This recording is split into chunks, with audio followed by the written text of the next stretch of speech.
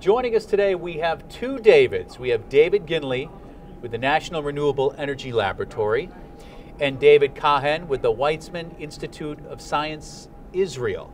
Now, you're both with the MRS Energy and Sustainability, a review journal. You're all swagged up for us. Very proud, obviously. You had your first article published 2014. Quite an accomplishment. Tell me about that. So our first actually set of articles just came out for this meeting. It's an online journal. It's fairly unique in character. It's not just a technical journal. It's a journal that really tries to address the broader scope of energy, materials, and sustainability in the context of the sociology, economics, and technical aspects of the area. David? Yes, I fully agree with that. I know you say that. I can't help but get your names right. Yeah. Well, David, let me ask you, this is a unique journal in that it targets content across, as you were saying, not just scientific disciplines, but also into areas of sociology, economists, and more. Tell us about the types of contributions you're seeking for the journal.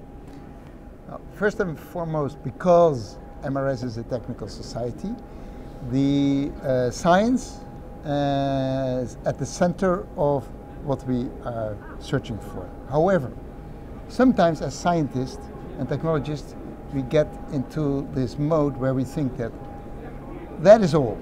Sure. And especially in the area of sustainability and renewable energy, this has been a problem and is a problem. We can come up with fantastic solutions technically, but when we try to implement them, there are sociological factors, sometimes economic factors. Sometimes they are very subtle because it has to do with the psychology of the people that have to use that for whom it is intended, and then you fail. And therefore what we ask here is to, yes, address the science, address what is the core of what MRS is involved in, but please, we want to know how it fits in a larger picture, what are its implications in terms of the sociology and the economics, and that we think will make a great contribution to make the science of energy and sustainability much more worthwhile. So are you getting more contributions then focused on the science aspect, so you're looking for a wider range of contributions? So we're trying to balance the contributions across all of those areas. Part of what we're trying to do is really create a working definition for sustainability. There isn't one that's generally accepted at the present time, and we want to let the journal actually define that. And so we are broadly soliciting review articles.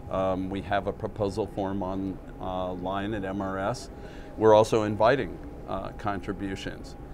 And I think that, one of the things that's unique about this is normally in a journal you have one chief editor. In this journal we actually have 3 chief editors. I count 2. And we're missing one. Sally Benson from Stanford is our 3rd.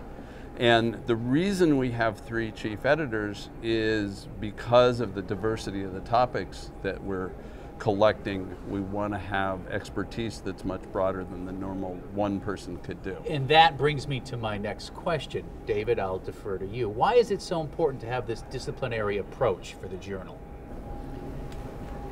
We are dealing with 2 areas of knowledge, energy and materials, which are much wider than their generally accepted and defined disciplines. You can go to a university and study materials. You can get a degree in materials. There's some universities that will give you a degree in energy. However, these 2 areas are so all-encompassing for our daily life, for our future, that they touch on many, many other areas. And that is where the interdisciplinarity comes in critically. The other reason that we have 3 is that the way things look at this side of the ocean are different from the way they look at the other side of the ocean or even the other side of the globe. And so we need this diversity. And the areas where sustainability plays is so cross-disciplinary that you look at fuel cell cars, right, which are just starting to come into the market. How they get implemented, what new things need to be developed, and what are the economics, the sociology of actually getting them adopted, all really are critical in whether that's ever going to be a sustainable technology. And so we want the journal to have the courage and to be unique enough to address some of those broader issues. Well, so far what I'm seeing, you guys are both very unique. Now, if someone out there wants to know how they can get a hold of this journal, what do they need to do? The best is to go to the website of the journal, and if they can't find it via the MRS or Cambridge University Press website, they can find it, Materials, Energy and Sustainability.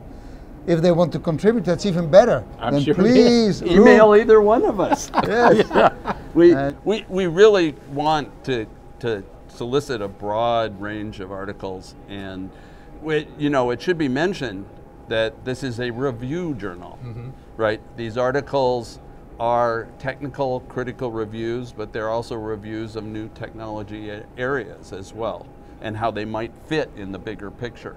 And so they're on the order of, I don't know, 6 to 15 pages, and we're still evolving what the journal is going to eventually look like. So it's an exciting time for us. It is, and I can tell a lot of excitement with you guys. David, thank you so much for joining us. And in case you didn't get it, show them the shirts one more time. It's the Here we are. MRS Energy and Sustainability, a review journal.